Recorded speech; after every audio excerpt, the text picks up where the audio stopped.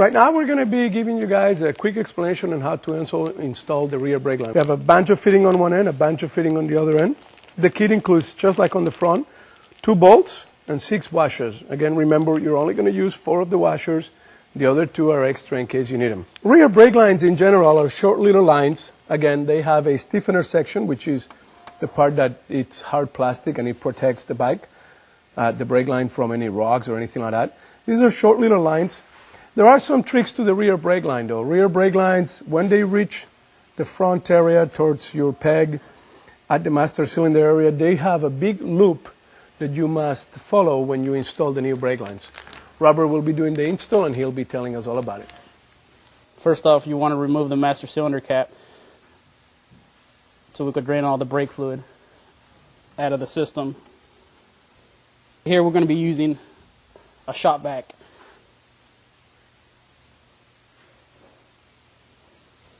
Okay, to remove the rear brake line off this bike, you're going to have to remove the master cylinder due to the mounting point of the master cylinder.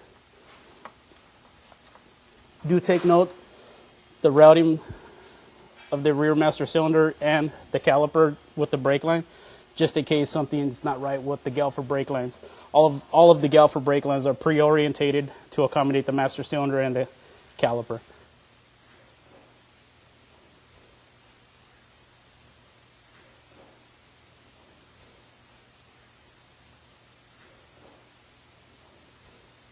The rear caliper was already pre-installed.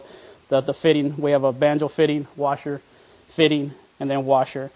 And then you torque it down to 12 to 14 foot-pounds. Now I want to show you guys the loop that we're keeping from the OEM design. We use a 40-degree at the master cylinder to keep the brake line away from the shock. So we got a bolt, washer, fitting, washer,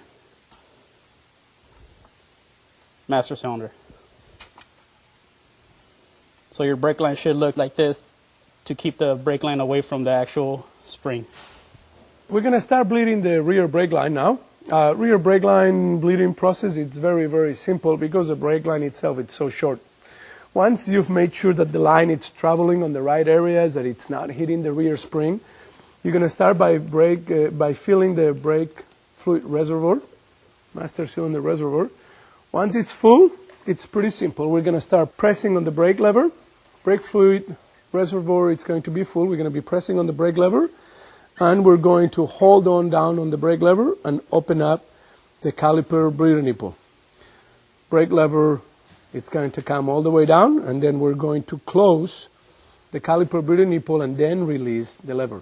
It's very important that we follow this sequence. Pump, hold, it comes all the way down as you open the caliper bleeder. Again, we're going to pump, 1, 2, 3, hold it, open up the master cylinder, the caliper bleeder nipple, and close it, pump again, and so forth. Now we're basically building pressure. We're passing all that brake fluid from here to here. We always suggest that you put some kind of weight on the brake foot itself, leave it there for a little while so that you know for sure that there are no leaks anywhere. So in this case, we just got a jug of whatever and just hang it in there. Leaving the system under pressure, again, it's going to tell us that we have no leaks. What happens if you are repeatedly doing the process of pumping on the front, holding the brake lever, opening the master cylinder, the caliper bleeder, and nothing is building, no pressure is building, brake fluid keeps coming up? There's obviously a bubble trapped somewhere.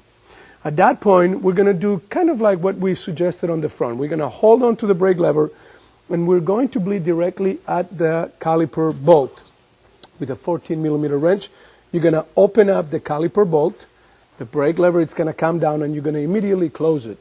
You're removing any big bubbles on the system, on the caliper itself. You can do the exact same thing at the master cylinder.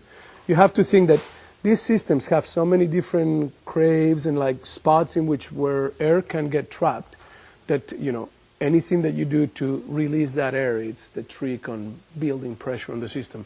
Again, if you do have any problems as you're bleeding it and nothing is really working for you, you can call us at the office and we will be more than glad to give you a hand immediately.